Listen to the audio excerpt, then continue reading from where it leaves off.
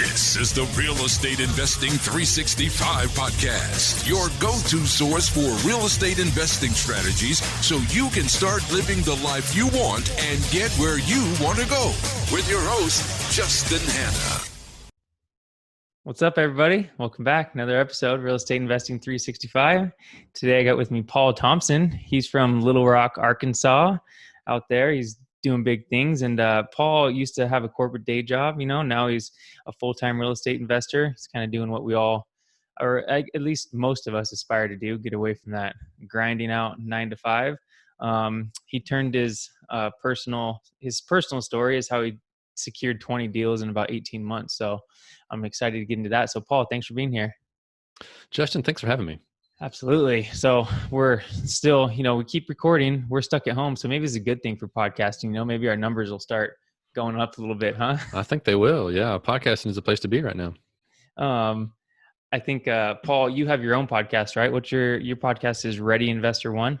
That's right. Yeah. We talk about the mindset and mechanics of real estate investing so I can help busy professionals escape their day job using real estate. That's our primary focus. Okay, cool. Yeah, no, that's exactly, kind of what we're at. We're not so focused on, like leaving your job, but I guess, like I mentioned, that's probably the end goal for a lot of people. But it oftentimes turns out people leave their day job and then they figure this is more of a day job than I anticipated. It's not all rainbows and butterflies. It's not. Yeah. It's not like you don't work. It's just you're working for yourself. That's the big deal. And I'm trying to basically raise the unemployment rate by inspiring people to understand that they can create their own personal economy by building a set of diverse income streams, which makes sense in these times, that if for some reason your job would disappear, then you have additional streams of income to be able to cover for your living expenses. Yeah. How beneficial, right? Thankfully, like yourself, like we have rental income, and luckily my job isn't really affected, but if it was to be affected, right. We could still pay our mortgage and all our stuff. And, but in these crazy times, though, you never know what's going to happen. They might end up saying, I think California out here in crazy California land is, I think San Francisco was going to pass some 90-day rent-free eviction moratorium. Yeah. They're doing that in a lot of places. Yeah. Yeah. Which would be crazy, right? Because then it's like, well, what are they going to do for the landlord, especially in San Francisco or these expensive markets? If they've just closed on a property, it's like, man, got big mortgages to pay. But yeah, there would need to be some sort of a correlating mortgage forgiveness or forbearance. And I've anecdotally have the banks that I'm with locally, their commercial loans, that they have offered a 90-day forbearance plan where basically you're only paying interest only. Your interest still accrues, but your payment is not due. And then when you start paying again in 90 days, then your payment goes more towards interest, and so your payment doesn't change, and you just basically make it up faster by making less principal per payment starting in month number 4. So I think that's a good program, but that's right now on a per bank basis. There's not been any kind of like national or federal policy that said you can't evict or you can't foreclose. It's being done on the local levels or the local jurisdictions, and it's very kind of a hodgepodge everywhere. Yeah, I wonder, so do you have to like prove to them that you're not getting rent or something like that? Or is it just kind of like they're just willing to help everybody? It depends on the bank, but a couple of banks that I work with, you can apply, and you can then, if you basically show some sort of documentation, fill out their form, whatever they require, it depends, it changes per bank, I'm sure, then they'll basically agree. The thing is, I don't think they have any recourse but to do that, because right. Who's going to actually run a foreclosure right now? Who's going to actually do an eviction? What judge is going to say, yep, for coronavirus, tough luck, you should have planned better? It's it's affected the entire world, especially our country. So it's a black swan event that is affecting everybody, that there's going to have to be some sort of forbearance plan, else we'll all crumble, and no one wants that, and that's not good for anybody. So they're going to have to just prop it up for a while until we can get past the social distancing protocols once the virus kind of runs through the population. Yeah, and by the time this episode comes out, who knows, maybe it'll be all said and done and over with and everybody's be back to normal. But the one interesting statistic I saw today, which is like March 30th, is it said from February, or from October to February, there was like 55,000 deaths in the United States from the flu. Mm-hmm. But we've only had at this point, 1,500 deaths from coronavirus. Mhm. But it's like, what a huge difference, right? In almost the same amount of time, we've only had like a fifth of the deaths. So, but we're all concerned about it, I guess, because of the extraordinary outbreak it could be if we didn't take Right. these. Well, I think what we're all guilty of is not being able to think on an exponential curve. Humans are not made for it. We think in linear terms. And so we make this. I mean, I was guilty of it as well. On March 10th, I interviewed somebody about Airbnb, and I had just kind of been kind of aware of the coronavirus and what was happening. And I was like, I wonder, I kind of thought, this will be just one of those things that is kind of overblown in the media, and it'll come and go. The death rate's only 3%. And what I didn't account for was the fact that as a population, we are not prepared to handle that. If only 5% of people were to get this in a very short amount of time, and then only 3% of people die, then we wouldn't have enough mortuaries and funeral homes to handle all. Not to mention, we don't have enough hospital beds to cover for that surge. And that's what they're trying to do, is flatten everything out so that the surge doesn't overwhelm us. And right now in New York, this is as of March 30th, New York is being slammed. I mean, they're having to bring in was it 1,000-bed ship? The military. Yeah, they're having to bring in because they just don't have the capacity for it. And Italy was a really good example of this. They didn't really take a lot of this stuff very seriously, and they were completely overwhelmed. So what does this mean for us as real estate investors? What does this mean for us as people trying to earn an income? We got to find a way to survive for the next 3 to 6 months, however long it lasts. We don't know yet. And what I think, if once we survive, and it's going to be a tragic scenario to a lot of people's families who have deaths or have serious health problems as a result, never want to downplay any of that. As an investor, though, these are the times we've been waiting for. Hopefully. I mean, not hopefully, but you know what I mean? Like, I could see it just going right back. Like David Green kind of had an analogy, like the hose, the kinked hose, and he thinks it's just come right back. Come right back. And I'm like, well, I mean, that'll be good for the economy, but for me personally, I'm like, man, I would like to see at least a correction in prices, Yeah, I think there will be. I mean, I know that I've already, in my market, anecdotally, with my personal experience, there's been a drop in sales already.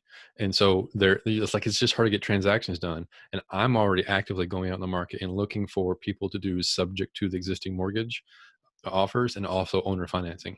I've gotten at least one owner financing deal as a result of this coronavirus pandemic, where someone said, I just really want out of this thing. And there's a tenant in there that was already paying and is on Section 8 housing. There's no better scenario. I buy on owner financing with low interest rates. I'll pay it off 100% in 7 years. I put a small down payment, and I have the most guaranteed rent source there with Section 8 housing. So, right now the government is flooding money into the business or into the economy. They're not going to step back and not pay Section 8 housing. I mean, they have to keep that going. So I couldn't prescribe a better situation to buy into given the scenario. Yeah, no, that's awesome. That's definitely a good point. Well, that's a good segue for us to kind of jump into the actual real estate investing part. And I want to circle back to this deal that that you just spoke about later. Okay. But why don't we jump back to the beginning? Because I know you were doing the whole corporate life, like 9-to-5 job. And then I guess you just didn't like it and it just wasn't for you, or you just had another way out. So you decided to go all in on that. So let's do it. Let's talk about that. Sure. So kind of painting a picture of where I was. I was an engineer by trade, and I was raised in I always had enough to eat, but I wasn't raised in a wealthy household. My dad's a preacher, my mom's an Avon lady, and they did their best for me that they could. But I was the first person in my family to go to an accredited college to get a degree. So I was creating an opportunity for me to break out of a certain socioeconomic status, right? So I got out of college in 2000, and I was making $40,000 in Little Rock, Arkansas, which is a relatively low cost of living area. And I was a made man, I felt like. And it took me probably a while to realize that I kind of set my sights a little bit too short, because I just didn't have the inspiration of doing more than just climbing the corporate ladder. And once you get into the corporate world, some people love it. And I thrived in it until I realized it was just burning me out. I was basically climbing the corporate ladder, and my ladder was on the wrong wall. I wasn't finding it very personally rewarding. I really got tired of the politics. Right. And in corporate America, from 2000 to 2015, it was a time when all the benefits were being squeezed constantly. So Hmm. the 401k benefits were getting squeaked down a little bit. It was harder to take vacation. They would give you less paid time off, and just the fringe benefits weren't as good as they were, say, in the 80s or 90s. It was just that's Hmm. kind of being eroded, right? And they were expecting you to work like crazy. The advent of modern technology with the cell phones and smartphones, which I was kind of in the corporate world while that happened, and I was helping kind of make that stuff work. I was on the phone all the time. I was in telecommunications, and it wore me out. I mean, I was never off. I was always on call. I was working all the time, and I just got fed up with it. I was like, I have got to figure out a way to earn. I had to change my money mindset because I lived in a life of scarcity, Hmm. and so I needed to figure out how to earn income while I slept instead Yeah. of having to wake up all the time and like figure out solve a problem to earn something. So I wanted to figure out how a way to replicate myself. I wanted to jump from the income earner to the business owner, and but I didn't have any really good ideas about what that might be. I Hmm. didn't have the next Yahoo or the next Google or Facebook, or I didn't have a widget to sell. So Unfortunately. yeah, I mean, I thought about some. I Yeah. thought about starting an insurance agency. I thought about getting into some sort of I thought about buying into a franchise where I would resell used Mac products. I got really close to doing that actually, but I always felt like I was buying myself another job. So like, Hmm. I've got to find a better way to do this. And it kind of dawned on me. It's like, well, you don't have to be that smart really to do real estate. I mean, the numbers, the mechanics of real estate are really quite simple. Yeah. And there's always new complexities and nuances you can go down into per niche, but the fundamentals of your income needs to be more than your expenses, and you can borrow money to get your buy a property aren't that hard. So I Sometimes it thought, yeah, go ahead. sorry, I was gonna say sometimes it probably helps if you're not the smartest dude in the room because you'll overanalyze and you'll You like overthink it. overthink it. And then I know some people that, I mean, not that they're not smart at all, but they're just kind of like, yeah, sure, whatever. And they're doing great in real estate They're because they're just killing like, it. sure, I'll buy it. Oh, numbers work. They don't worry about all these different issues that could go wrong. They just kind of jump in, which kind of benefits oftentimes in the long run. Yeah, you can kind of gut check yourself through real estate and just say, you know what, I know what rent would be. I know what my payments would be. I know what taxes and insurance costs. I want to have a little bit of reserves for doing repairs. I learned how to figure out how to do the repairs. I was not handy. I'm still not handy, but a house really isn't that complicated. Most of us grew up living in houses or living in an apartment or something where we know the fundamental aspects of it. It's not that hard to think about what people want in a house. Mm, We know what that is. So you don't have to like figure out this business from the ground up and figure out all these like nuances of a property. What the major expenses are going to be already, and you learn some nuance, some details about your market, like how old a property is, and if it doesn't have aluminum wiring or some of these kind of weird things you work out. But beyond some of those really big gotchas, it's really simple. It's yeah, really no, simple. yeah, for sure.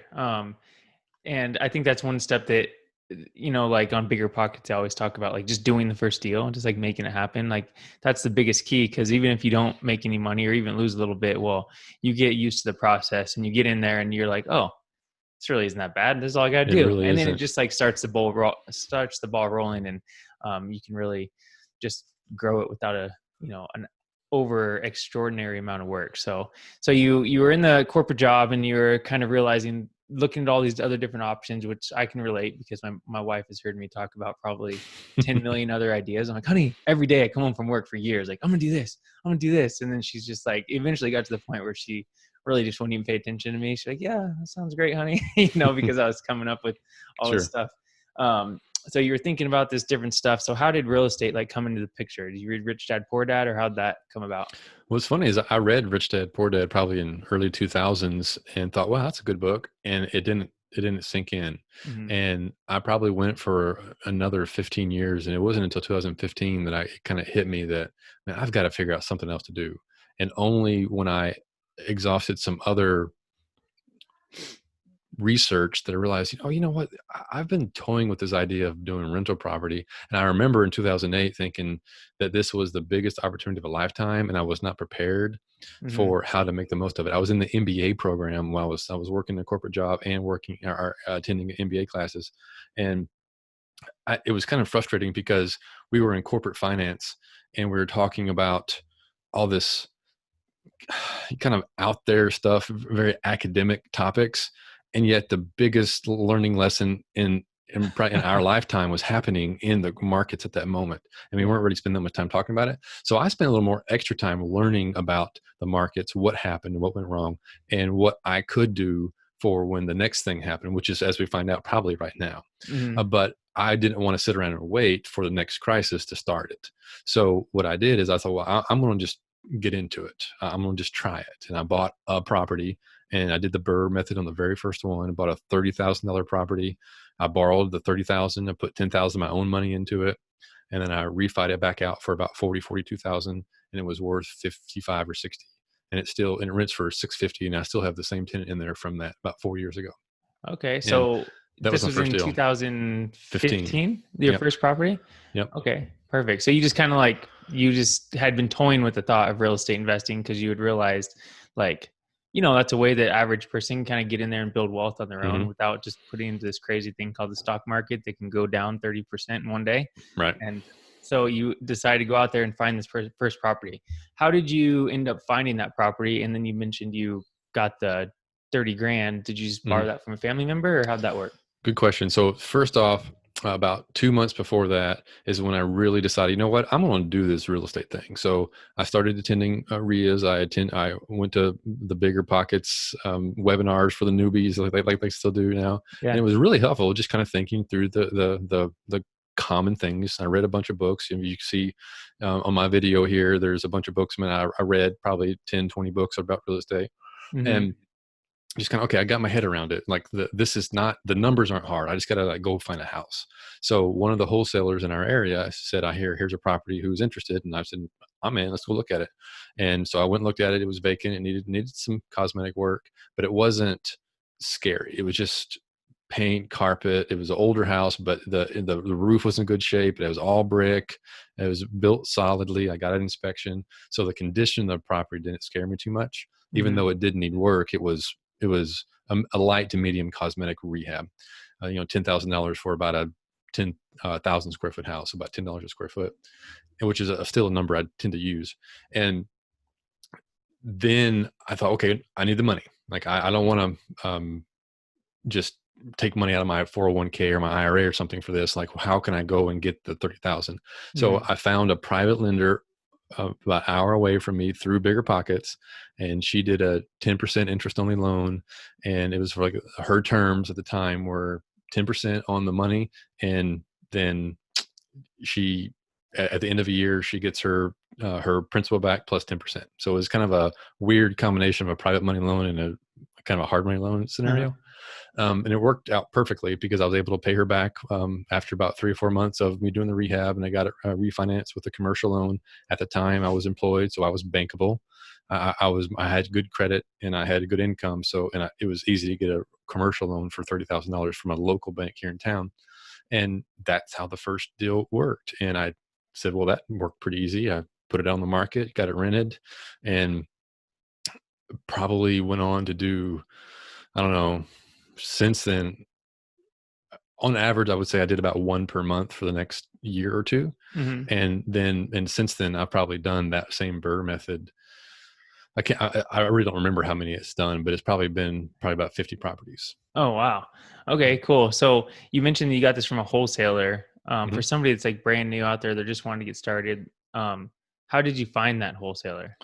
He, at the time, was just a member of the local RIA. He went on to actually become the president of the RIA. He took it over from somebody else who got rid of it, and he clearly had been around and had done the business for a while, Hmm. and he had gone out and found the deal. However, the way wholesalers do, and the way kind of I do now, and I I know that a lot of wholesalers. I look through a lot of wholesaler stuff, and it's not uncommon for wholesalers to have a lot of crap.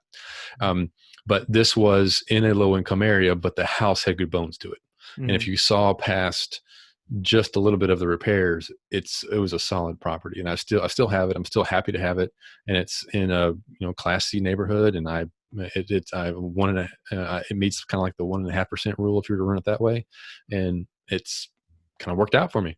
And how much did you say you bought it for? 30 grand or 50 grand or? I bought it for 30, and so after kind of all in with rehab and holding costs and everything, I was probably into it for 42. And I was able to pull nearly all that back out with my refinance, and it's probably worth 55 or 60.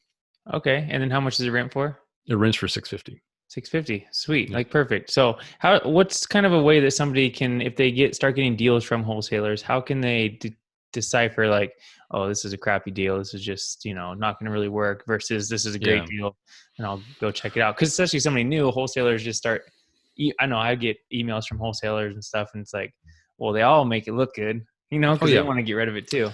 Of course. And I mean, they have a profit motive, and that's true for me. I do wholesale as well, and I have a profit motive, but I'm kind of the belief that you don't take what somebody else gives you as you take it with a big old grain of salt. If they tell you what the ARV is, then you go and independently verify or get your own ARV. Don't trust the anybody else to do that has a direct profit motive associated to it.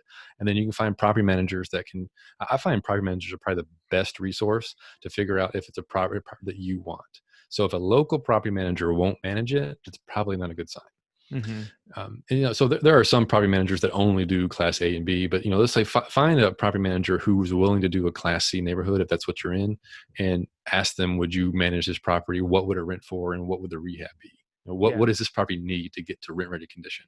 And I found that to be one of the best parts of my network to help me kind of verify that a given property is going to work, even if you don't necessarily use that property manager in the future. If you're saying, I'm shopping around, I'm looking to buy this property and I want to get into it, what are your rates? Like, what is this property? Would this be a good one? I find many of them are willing to do that. Yeah, for sure. Actually, funny thing about Arkansas is I was very close on buying I think it was a 14 unit up in Jonesboro. Jonesboro is like northeast Arkansas, right? Correct. Okay. And, the realtor I had, everybody talked it up. The pictures looked good. The area, I didn't know too much about it, but I thought it was pretty good. And luckily, I had started calling around to several property managers. And one property manager from Little Rock drove all the way up to Jonesboro for me. It's like a 3-hour drive. Yeah. Yeah. And went and took pictures of the place. And he called me back and he said, listen, like, we're not even comfortable like farming this out to somebody. It's not a good neighborhood. It's not a good property. And so it really saved me because I had already paid for inspections. Like I'd paid for everything and I was getting right there. And I was like, it probably could end up working out, but it would have been a headache being so far away. And so luckily I didn't end up buying that property, but that's a good point. A really good lesson. You paid some money to some professionals to do inspections. You may even got an appraisal, and the free report from a property manager who was willing to drive 3 hours to take pictures was the most valuable resource that you had there. Yeah. I think a lot of people miss on making relationships with. A lot of my deals come from property managers. In fact, I use them because think about how many investors they know. Yeah.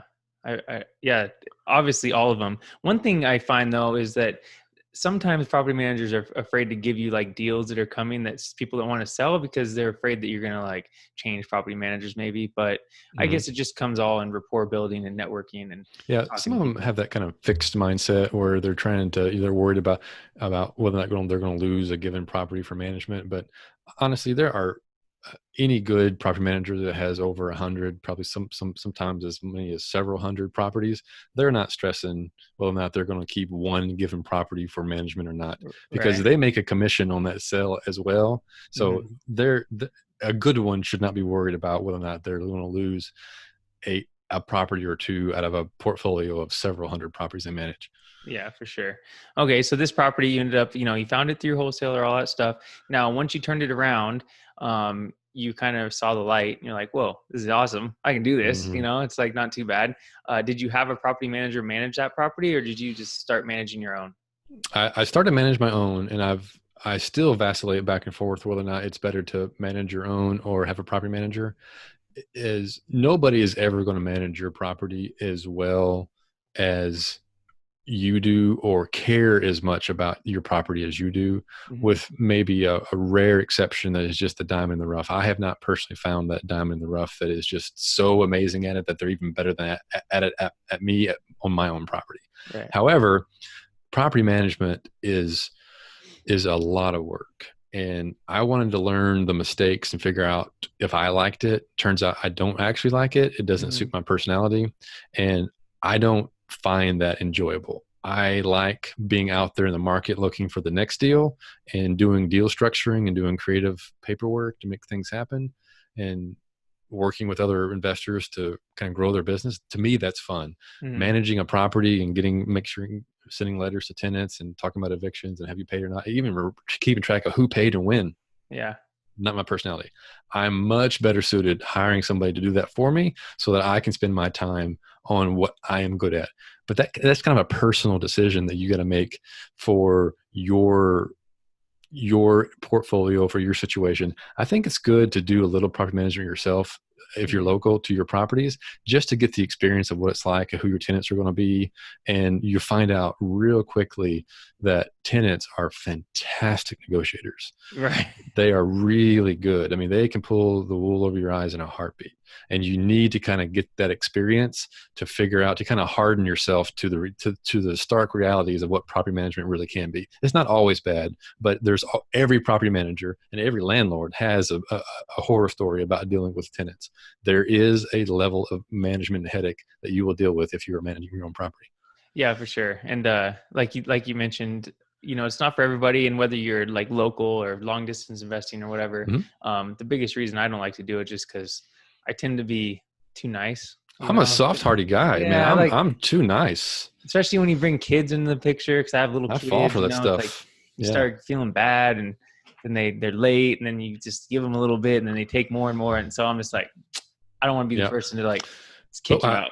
I found that those same stories don't work with banks. I'm trying to pay my mortgage. So Right. it makes you become a little hardened to some of those, sometimes it's very completely legitimate hardship stories that you really do feel bad for people. Yeah. But I can't tell that same story to the bank and then forgive my loan. So Right. you got to pay rent.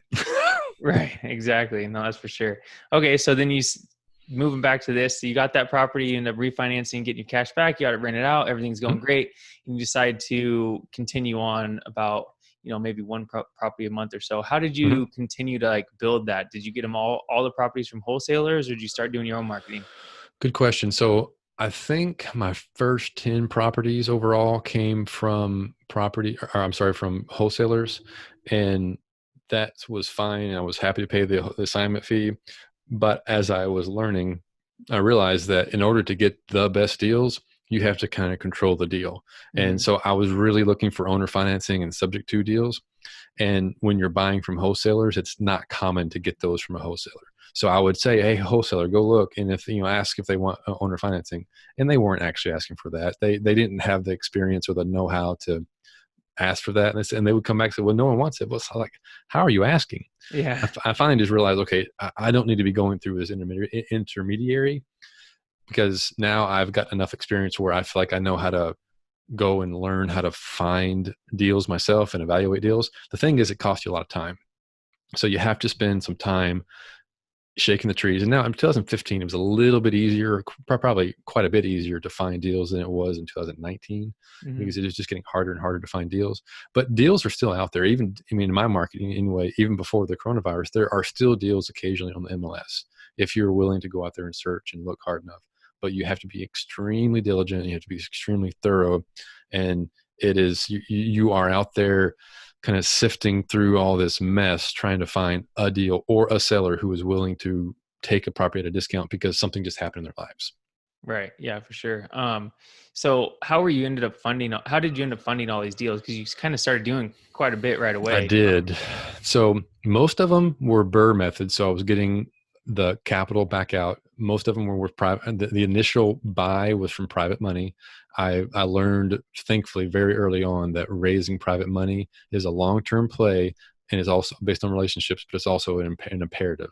And I was trying to avoid not getting too many bank loans. So I was trying to get deals that were mostly creative financing and not bank loans.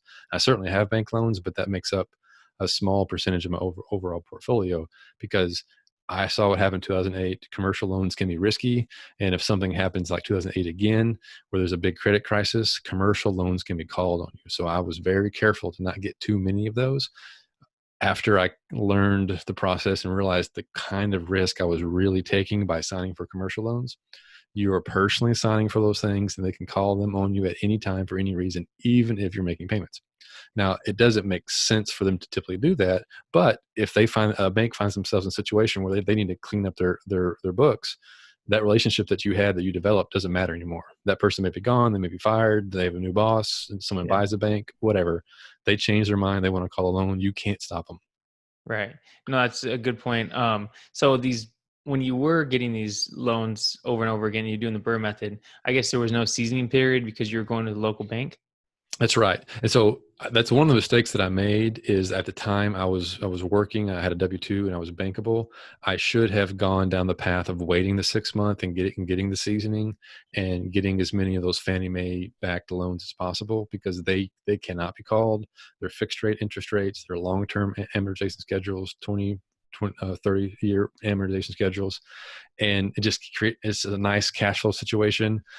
But once you get too many commercial loans, like what I did, I made the mistake of getting too many commercial loans. I then didn't qualify for the box that Fannie Mae has on for you qualifying for it. So I basically painted myself in a corner, not knowing what I was doing.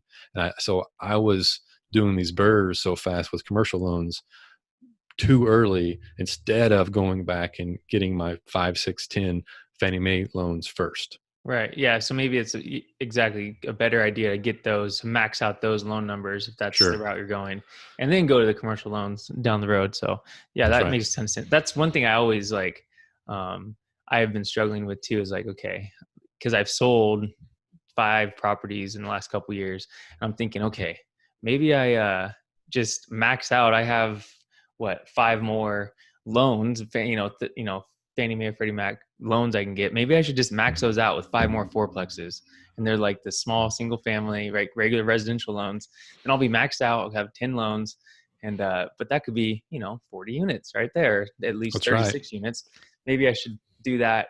Or should I just focus on this off-market seller financing? I don't know. I guess. Well, you can do both. That's what's nice about it, is you can do off-market seller financing and subject to creative financing stuff, and buy properties that are, duplexes, triplexes, quadplexes, and doing the strategy you just described with burrs in parallel. They're not mutually exclusive, which is nice. True. Right. However, it takes time to find these deals. So if you're working, running a podcast, running your existing properties, you may not have time or cycles to go and get the owner financing, or, drum up these owner financing deals, and also drum up these quadplexes, because I'm not sure about you. Quadplexes, I find, are a little hard to come by. Yeah. Are they in your area? Well, it depends on where you're at. Yeah. In Idaho, there's a bunch of them, Is that common building practice? Okay. Starting in, I guess, like the late 90s, they started building a lot. But I've noticed, like, when I was looking in Arkansas out there, they're definitely duplexes or the bunch of those. But yeah, there are a lot of anything, triplexes or even fourplexes, especially like you said, or certain areas, they don't exist that much. So, but that's okay. A duplex is cool too, Yeah. Whatever. So even with a duplex, using your strategy, you could get, as many as 18 or 20 units doing that same strategy. So depending on where you are, you adjust to what the market gives you. And I think it's an excellent idea. It is the cheapest money that, under normal circumstances, not coronavirus time, it is the cheapest money that you can get right now is going to Fannie Mae back conventional loans and doing the Burr method, or just buying with 20% down and getting this 30-year AM. Now maybe interest rates might be as low as 3 or 4% for investors. Yeah. I mean, it's really cheap money. I know. What's everybody going to do? They're going to freak out when it goes back to historical norms of interest rates. Numbers just aren't going to work out on anything at this rate. I mean, my stepdad told me when he bought his first house in the 80s, he was paying like 19% interest or something ridiculous. I'm like, gosh. They were fighting inflation in the 80s, and that was how the Fed did it, is they raised interest, the Fed rate to like over 10%. Yeah, that's crazy. I guess it's good for putting your money in a savings account, though, or a bank. At the time it was, but times change, so you got to adjust. You got to roll with the punches. Yeah. Okay. So what are you mentioned getting what was I trying to say? Raising money, private capital. Yeah. So what are some tips for maybe somebody looking to do that if they don't have a ton of money to Oh, start? I'm so glad you asked that because I don't hear enough people talking about raising private money. So many people default to raising money by going to the banks. Mm-hmm. And banks are great when they work. They aren't great when they don't work. And you can't Right. change it. So if you haven't developed these relationships to raise private money in the good times, then when there's bad times, you're going to have trouble. So, for example, this is the coronavirus time as we're recording this. And right now, banks are, for the time being, they're kind of tapping the brakes, and they're in the underwriting criteria is getting very strict because they're just not certain what's going to happen. Is this going to be a 3-week blip, or is it going to be a 3-month, 6-month, bigger than a blip? Yeah. So what I've been doing for the last 2 or 3 years is I've been developing my network. I'm always investing in my network, and I'm trying to build a strong, powerful network of people that I know are looking to buy property and ask them, what do they need?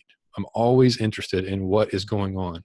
Justin, what are you doing in your market? What is your biggest challenge right now? And you're going to say, well, my biggest challenge is, okay, well, tell me more about that, Justin. I'm not sure tell me, explain, expound on that. That's interesting. Mm-hmm. Oh, so your challenge is that you're having trouble finding properties that meet the 1% rule. So you're trying to go outside of Utah, outside of California, to find cash flow in maybe the Midwest or Southeast. That's probably why you're looking in Jonesboro. I'm just making this up. I'm thinking it's Yeah. the answer.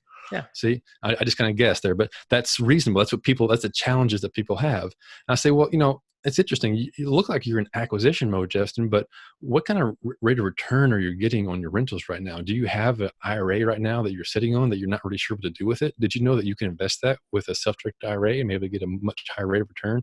Right now, the stock market is not doing that great. That's right. So are you now interested in hearing more about what I just said? Yeah, especially I could say if you have the right demographic of people, you know what I Yeah. mean, that aren't looking to have a lot of work, but they're just looking to do it for a better rate of return, then yeah, Mhm. that's perfect. That's very good. You have a lot of practice in doing that. So it's hard, the one thing people need to work on is knowing how to dig deeper and find out what people really Need. What are what their they need. problems? Yeah, what their What are their problems are. problems? And Exactly. if you ask people, what's going on? Like, what's holding you back right now? Why are you interested in buying property, or it's in lending? What's going on? And people will talk to you. I mean, people love talking about themselves, Mm-hmm. and I've found some very good friends. And as a result of these conversations that I've been having, is people come and talk to me and say, well, here's what's going on, and I legitimately try and solve their problem. And it may not be a solution that I uniquely can solve, but I might know somebody who does. Hey, I know Justin. I know he's lives in California and he's investing in Utah. He's had some success there. Maybe you should talk to Justin. Or, who knows? I'm just thinking about, Right. I know a friend of mine that actually just started a free course on how to apply for the SBA loan process. They just released it. It's completely free. If you want to hear about that, I'll be happy to refer a link over that. And I mean that sincere in this podcast, but that's the kind of conversation I'm hearing about. Oh, if you're having trouble with cash flows, maybe you need to get an SBA loan right now. It's 3.75% interest, and some of it is forgivable. I have a friend of mine that has a course on it for complete for free. If you want to go watch it, I'll send you the link. Yeah, no, that's awesome. And there's so much, especially now with the stimulus packages Yeah. happening, there's a lot of nuances there that are super beneficial, but most people don't know because, who's going to read 200 pages of the stimulus package or whatever. Right. So And go out. it's overwhelming. So people are always going to have some sort of challenge, some sort of problem, whether it's a good or bad time. So Mhm. if you set yourself up as somebody who can connect, who can make connections, and is willing to air quote network, but not in the slimy, sleazy way people think about it, but make friends Yeah. and try and help your friends. And some of those friends will have access to capital, or they'll have their own capital. And they might naturally be in a place that they have capital in an IRA, in a solo 401k, in their taxable accounts that they would like to lend to you. And you say, would you be open to hearing about how you could earn a higher rate of return while having a secured investment and not having to worry about the volatility of the stock market? Is that something that sounds interesting to you? Are like, okay, they want to talk to you. So I have those phone conversations 2 or 3 times a week, if not 2 or 3 times a day, talking with other people about their possibilities, what they can do. Sometimes that leads into me raising private money for one of my deals. Okay, so how do you structure the deals? Like, how did you know how to even structure it? You know what I mean? I Because it's went to a like, lot of courses, and I went to a lot of. I've done my work. I've done my yeah, study, so I'm very confident in what I know and what I don't know. And so when I know something, I know there's just a couple of basic ways to do a deal. Either it really boils down to debt or equity, or some mhm, combination of the two. So are you going to lend money to me, or are you going to be an equity partner with me? mhm, And I've done a combination of both, and depends on their comfort level. I can make it work both ways. mhm. So but I kind of prefer the debt situation because it's just a clean transaction. Yeah, It's a promissory note and mortgage. There, I have a promise to pay what it is, and they have a mortgage that's securing their interest. Their money is actually more secure in a debt finance situation than if they're have an equity participation, because I they have to then enforce a joint venture agreement. If I don't perform and it doesn't go right in a joint venture, then they have to then like sue against me on a joint venture. I never want to put anybody in that kind of situation yeah, in any situation, but I always think about their interest. Like, what are they going for? If they're an older retiring couple and they just want some additional cash flow and want to earn a yield, they don't need to take on the risk of investing in equity. yeah, and If they're especially in like the 401k, the self-directed 401k or right. IRA or something, because if they become partners in it, then they have to like a lot more, paper trail and bookkeeping and stuff like that. They Hmm. have to deal where if it's just equity or if it's just a Debt. loan, debt, It's so then it's easier. clean It's so much easier. because They just it's deposit like it into their account and it's there. right. Yeah. And it makes it very clean that way. And so I lend out of my IRA and my solo 401k doing the same thing. And I prefer to lend out of those accounts for this very same reason. I like to keep those accounts very clean and crisp. I don't like to do anything too creative there, because if I Mhm. ever get audited, I want to make it very clear that I'm not trying to work around the tax rules. I'm trying to follow the rules to the letter. Mhm. And those kind of transactions tend to be easier. Now, sometimes there are people who have access to taxable money and they're trying to really grow that, and they're willing to take on some more risk. That might make more sense to partner on a flip, or that might make Mhm. more sense to partner to buy into an option on a property or get into some land development or something. And you can get more creative there. But for a clean transaction where I'm just trying to do a rental property, or I'm Yeah. trying to do a burr, I need money for 6 months, that's where private money makes the most sense, in my opinion, for most people who are beginners. Yeah, and again, it all comes back to just like asking, find out what they really want, what they Right. need, and then talking more about it. But one detail I wanted to get real quick is like, so if somebody's just starting to do this, they find somebody that wants to lend them money. Mhm. Like, should they go talk to a lawyer to write up the contract, or how do they know? Like, okay, I have somebody says yes, I have a property. What do I do in between? Perfect. Okay, so you go and find a good deal. That's lesson number one. Go and find a good deal. And if you find a really good deal, then the money will follow. It's really hard to raise money. If I come to you, Justin, and say, "Hey, I've got an idea of a deal. Would you want to lend some money to me on that one and get a 8, 9, 10% interest? Would that be interesting to you?" Yeah, you want to talk about it, but I have no specifics to tell you. You don't have an address of a property and nothing to underwrite. So I find it better to go and find the deal first, and Mhm. then say, "Hey, Justin, I'm in my contract period. I have 30 days due diligence. I'm looking to raise money on this. I can offer you 10% interest. Here's the details." So then what I do is I say, do these numbers work for you? Could I pay you 10% interest only for the next 6 months? And at the end of that 6 months, I'll refinance it into a burr, and I'll cash you out, and you'll get all your interest payments along the way at 10% interest. Most Right. people go for that. I mean, Yeah. that's a pretty easy sell. So the mechanics of how to do that is you need a promissory note and a mortgage or deed of trust, depending on what state you're in. So Mhm. whatever property the state, or whatever state the property is in my case, Arkansas, in your case, let's say we're doing Utah. I don't know anything about Utah's laws. So if you're there, you need to go and find an attorney, and in your deals in Utah, you need to go find an attorney in that state that will write up a promissory note and mortgage. It probably cost you $500 or so. And then you have it, and then you can just rinse and repeat that same transaction over and over again. Cool. Yeah. Perfect. Sounds good. Yeah. And um, it's not. It seems more complicated before you've done it, but like you said, as soon as you do it once, it's like, oh, it's not so Once you bad. see it, and I find that true with everybody I Yeah. work with, is that their eyes kind of glaze over, and I try and make it as simple as possible. And I say, so there's going to be two documents. There's going to be a promissory note, and there's going to be a mortgage, and that mortgage secures your interest in the property. Yeah. So you're going to lend me, round numbers, $100,000, and I'm going to make you payments of $833 a month for the next 6 months. Does that sound cool? Okay. At the end of 6 months, I will return to you the original $100,000, and we will satisfy that mortgage, and I will then own the property with either free and clear because I cashed you out, or I got a note on the back end. And an attorney looked and reviewed over this format of this, and it is recorded at the local county so that the world knows that you are the primary first lien holder on this property. So if something that happens to me and I don't perform, you are actually in a better place because you get to take the property back. Right. Okay, cool. So that's a great little quick immersive, insight into it, but obviously there's more to it. And the more you do it, like we said, you'll learn more and more. And just like listen to more podcasts, more books or whatever, and we can learn more about that. But I want to jump now to, you've done tons of deals. You did 20 deals in like 18 months. You've done, how many properties do you think you've done so far to date? Someone asked me the other day, it's over 100. I've kind of lost track. I wish I'd done a better job keeping track of it because I wholesale, I do flips, I do rentals. So I currently hold 40 rentals. I hold title to 40 properties. About 25 of them are rentals. About 15 of them are notes. Okay. So I am purposely keeping the size of my portfolio small because I would rather have 40 really good properties than 100 properties I can't manage. Right. Okay. Makes sense. Well, let's dive into your most recent deal. You said you've got kind of during this coronavirus. So, how are some ways, so what are the reasons why you could come up on deals right now during this time? Like, why is somebody going to offer their property now as opposed to 6 months ago, they weren't going to do it?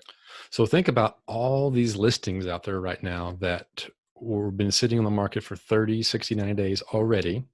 And this thing just happened. The stock market crashed. They need to sell this property. They want to sell this property, and nobody is buying right now.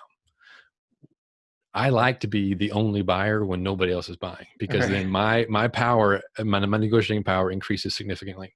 So I think a great opportunity right now is going to the MLS and finding properties that have been on the market for 30, 60, 90 days plus and going out and say, hey, I'll make an offer on your property. It's going to be an investor grade property, an investor grade offer, but I'm interested in buying your property. It's not going to be for your list price. Are you interested in that? And I talked to the listing agent like that. And if they say no, they're not interested, I'll move on. But if they say, well, make an offer, I say, no, I don't want to insult you. I don't waste your time. This is going to be, I tell them the cash offer. It's going to be 60% of what they want for it right now. Are they even going to entertain that, or are we going to move on? And I have that conversation a lot anyway. And I rarely get someone saying yes. I'm getting a whole lot more people saying yes to that right now. I have like 3 properties in mind right when you said that on the MLS. I'm like, I'm gonna call them tomorrow. Yeah, and use that same script. I'm going to make an investor grade offer. Is that something that's going to insult them, or are they even going to entertain an option to hear that? And you'll find out real quickly. It's like, well, because the thing is, naturally, someone who has a property in the MLS, they want the most that they can get for the property. This is normal. This is reasonable. But these are extenuating circumstances. They may really want to get out of that property. They're so worried that they're going to have that property for the next 3 or 6 months with nobody offering to buy it. They might take a haircut on it big time, and you might be able to get into it at an investor grade level. No, totally. Because exactly, think about it. If they have to keep it another 3 or 6 months, it's already been on for 3 months. Maybe they're an older couple that's looking to, get rid of this so they can move on to retirement. Sure. And now they're like, oh my gosh, what if we're in another recession like 2008 and my house property drops 50%, or whatever? It's going to be crazy. I don't want to be stuck with this thing. And yeah, perfect opportunities. Call them, say, hey, be honest. The other thing is tired landlords. This is kind of a constant strategy that I have, but there are always a lot of properties out there that a landlord that's had for 20, 30 years, and they potentially have that property free and clear. So if you can buy that property free and clear from them with owner financing because it's free and clear, the reason they got into this potentially was to get cash flow. And now they're having a situation where they're worried about cash flow. They may not have a tenant in there that's going to pay. You might be able to afford to float that for the next 3 to 6 months and get in on a deal very low. One thing that I always suggest is right now when offering to buy a property owner financing for which you don't have a Section 8 tenant already lined up in that property, you're kind of unsure on the income coming in from that property that you're going to buy right now. Is to request a 3 or 6 month delay on your payment to the seller. Because All right. While I'm paying for the taxes and insurance and getting the property rehabbed and taking over the kind of the headaches, the tenants and toilets problems, I'll forbear those payments, but I'll start making you payments in 6 months from now. How's that sound? Yeah. And they often go for that. Sometimes you'll never get it unless you ask. Right. That's one thing that too that I need to get better at, and think probably everybody does, is you almost get embarrassed, or like you're intimidated to ask these questions. Mhm. But like you said, you'll never know if you don't ask, and you'll be amazed at what people say yes to. I get amazed all the time that people are like, oh, you accept that offer? Okay, cool. Well, what's interesting is you don't know what the other party wants, and so I've heard from another very seasoned real estate investor who I've learned a lot from. He said, in real estate, it's not the golden rule. Is not what you want. Don't do unto others as you would have them do unto you. You want to do, it's like the platinum rule is, you want to have to do unto others as they would have done unto themselves. You don't know what the other party wants. I often talk about this. Value is subjective. Some people actually, a very good case in point, this story or this property that I just bought, I was trying to buy it for cash, even though I really preferred to buy owner financing. Mhm. And they suggested to me, hey, would you mind taking this owner financing? You're like, absolutely. Yeah, you're negotiating into my position better than I am. Yeah. So that was a really good reminder to me, is don't be afraid to ask for something that the other side may actually already want. And Say you're that going again. to get The platinum rule. I'm gonna make that the title of this episode. okay. Do unto others as they would have done unto themselves. All right. That's a good So point. In real estate, that's what you want. Because just like you're saying, the networking, talking to people, figuring out what they want, having the conversation, and diving into the nuances of the deal. That's it right there. It's a platinum right, rule. because a lot of times deals don't work because each side is arguing over the wrong issue. Mhm. I mean, plenty of times you're just down to price, and that's just all there is to it. But there are sometimes the terms actually could be dictated in such a way that actually is a win-win for both sides. And the name of my business is called Win Core Homes, because our core value is that we create win-win deals or no deal. So we're always trying to create a win-win scenario. What is it that you want? Oh, you want to get over the hassle of management? Well, I'll take on management for you. I mean, what? Why is that a problem? I want to manage properties. Yeah. I have a system in place that'll take care of that. So what do you want in return? And when you make an offer that way and you're trying to solve their problem, suddenly the price mix is maybe not as much of a hassle to them. It may not be as much of a problem to them as dealing with that property. Oh, so you're worried about this, having to do repairs on this property and all the rehab and whatnot? I'll buy it as is, and knowing that, what's the least you take for that property? Right. Good points. Exactly. Okay. Well, before we move on to our last section, I do want to dive into this most recent property, because there's not a lot of investors that are actually doing deals right now. You know Right. what I mean? It's like there's a whole group of investors that made a ton of money from 2011 to 2015.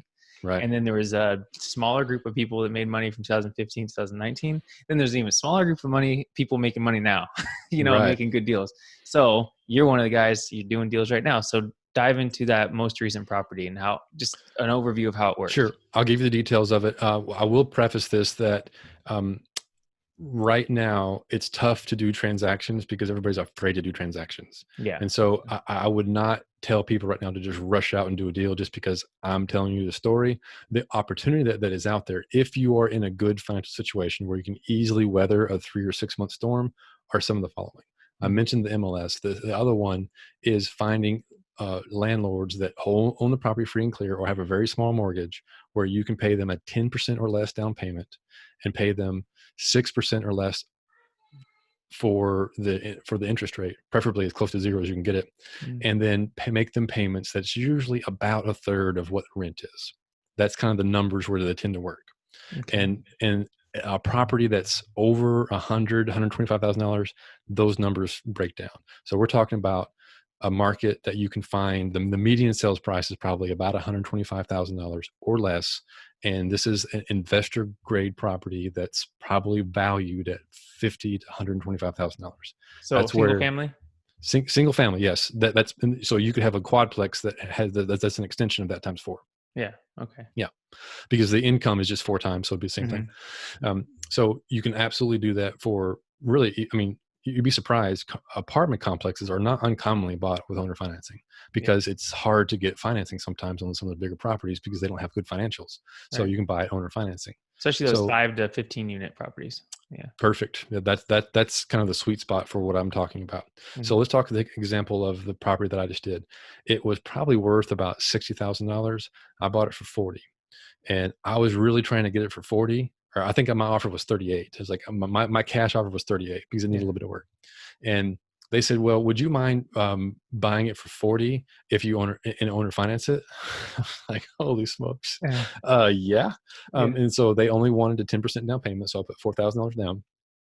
And then the terms are set up such that it will pay off in 7 years. So I'm paying a little bit more than I normally would because it's a pretty aggressive, but the Mhm. interest rate is I think 3%. So it's a very low interest rate, which normally I'm not bankable in the traditional sense of the word.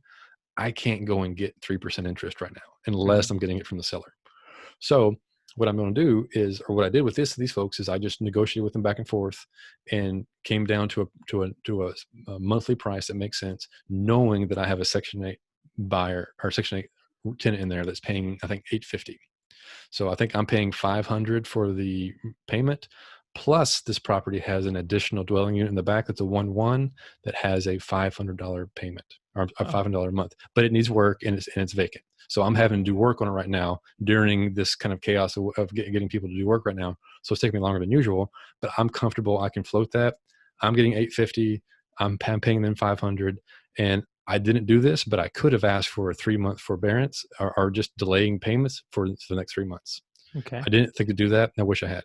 Yeah, it sounds like a great deal. And I think the most important thing that most people want to know is like, how did you find that deal? How did it come across your plate? Networking. I'm very active in my local area, and they called me and said, hey, Paul, I remember you used to be the president of the landlord association. Are you still looking to buy properties? Wow. Yes. I remember talking to you 2.5 years ago at a landlord meeting. You guys are really nice. Are Mhm. y'all still in Hot Springs? I remember y'all were moving down there because I really remembered that. And I had a Oh, conversation with them about a year and a half ago, just touching up with people. Hey, how's things going with you? I remember you got some properties. Are you ever looking to sell? Not right now, honey, but if everything ever comes up, I'll give you a call. Okay, great. I sent them a Christmas card, and then they call me out of the blue. No competition, no worrying about somebody else getting, trying to scoop me on this deal. It was just mhm. a one-on-one between two people that had developed a relationship a few years ago, a very tacit relationship, nothing that big of a deal, but I'm always around. I'm making it known that I buy properties. Right on. So do you do any direct mail or like direct to seller or I do marketing? all of those things, all this classic mail, pay-per-click, website, all the things that wholesalers do to drum up business. Mhm. But the single best place to get access to deals is through your network, for which you have to pay very little money. I host a monthly meetup in my area, and it's hosted through meetup.com. I think it's cost me $75 a year to host that and have it out there. And we meet at a local coffee shop here, not right now, but up until a couple months ago, when we meet monthly, and we just talk shop. And I tell everybody there, we're always looking, and sometimes we do deals in the circle, and people know that I'm out there doing business. I have a podcast because I want people to know that I'm in the business. Right. I reached out to you saying, hey, I want to be on your podcast because I want to be out there knowing people that I buy deals and Yeah. that I raise private money. Okay, perfect. Well, that's a ton of good information. Obviously, we could keep on diving into all this, for hours Hmm. because we both like talking about real estate. Um, Yep. but so, where's your what is your favorite resource to learn about real estate? Like when you were first getting started, was it books, podcasts, mentorship? What's your go-to? So I like going to conferences, and I don't mean like the big salesy conferences where there's someone in the back of the room trying to sell you a big package. Yeah. I'm talking about the grand old men and women of real estate that have been doing it for 20, 25 years, sometimes 35, 40 years. And there's guys like John Schaub, uh, Dykes Boddiford, kind of an unusual name, but his name is Dykes Boddiford, Hmm. uh, Pete Fortunato. Um, there's a bunch of them out there Yeah. that kind of fall into the same category of people that they are actually terrible at marketing, and they don't do a good job of telling people that they have that what they have is out there because how good it is. But when you find this group of people like this, go to those conferences when conferences open back up again, And that is the single best place to talk at the highest levels about this particular kind of real estate, where you're doing single family, small multifamily, creative real estate. Another resource is Walter Wolford.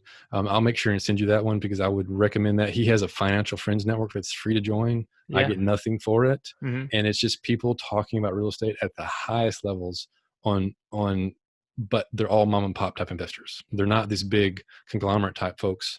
They just want to live a nice, comfortable life and not work so hard. Right. Okay, cool. No, that's awesome. That's good information. And it's funny, I always wonder if I should keep asking that question, but it's so interesting. Almost every other episode I have like different answers. You know what I Really? mean? It's things that, whether it's whatever it is, but I was expecting you to say, podcast and bigger pockets. And that's what I'm Mhm. always expecting everybody to say. But And I like those the aren't fact, bad answers, right? I mean, those are no, good. yeah, But I certainly learned there. yeah. But there is something to be said for that smaller group of folks that are not. I mean, they're not trying to monetize what they do. I mean, Mhm. they barely make any money on these conferences. They just like the stuff. They're like you and me, and they can talk real estate forever, That's and cool. they've been doing it for 30+ years. Where else can you get that kind of resource? Right. They've seen the ups and downs. So They've been perfect. through three or five cycles. Yeah, yeah. Yeah. Okay. What about a favorite piece of technology or something you use in your business or personal life makes life easier?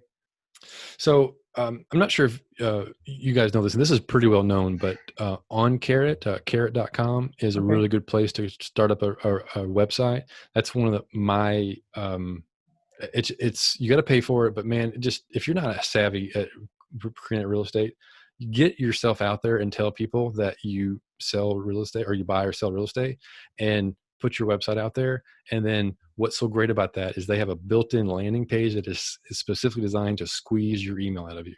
And you want to get people's email addresses, and then take their email addresses and write a newsletter, do a podcast, put something of value back into the world to these people that you're getting their email address from.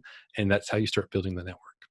So explain to somebody a little bit deeper that's new why they should want a website, because I think people struggle with that. Like, well, I'm only doing a couple of deals a year. And then what does OnCarrot really provide that Mhm. makes it that much better than just going on Squarespace? Well, it's if you are capable of building your own website that has a very high conversion rate, then by Mhm. all means do that. You can go and take the template from OnCarrot and plop it in there and steal it. But take the design from OnCarrot Mhm. and either pay them for their service and have it going all the time, or put that out, take their format, hire somebody to copy it to by inspiration, take the format, put it onto Wix or Squarespace or whatever service that you want to use to have a website. The reason that's so important is people still want, I mean, we all are Facebook stalked all the time. So you have a Facebook page, you have an Instagram profile, your YouTube channel, or a website, or some combination of all four of those. Mhm. And people want to see who you are. They want to know the person that you're going to do business with before they call you. And that creates so much credibility by having an official looking website that's really crisp and sharp, and then preferably has a video of you out there saying, hey, this is what I do.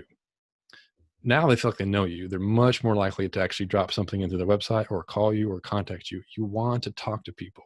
Yeah. The way you're going to be successful in this business is getting to know people and talking to people face to face. We do too much social media stuff Yeah. to the masses, and we don't talk to human beings anymore. That's true. Yeah. And OnCare's kind of just like built in real estate investor focus. So It it kind of, is. has And it the converts platform really built. well. Yeah, I Right. mean, I get a lot of leads from random searches that people, I don't know how they find my website, but they do, and Yeah. they put their information in there, and I make it a point to call them the next day and say, hey, thank you for reaching out to me, and would you like to have a strategy session to talk about what you're doing in your business and like how I can help you? Yeah. And there's no agenda. I want to figure out how to help them. Yeah. Cool. All right. And that's awesome advice. Okay. Well, Paul, where can people find out more about you, everything you're doing? And if they have any questions, reach out to you and talk real estate. So the best way to get a hold of me is to text the word investor to the number 33777. So I know you're probably listening to this right now on your phone.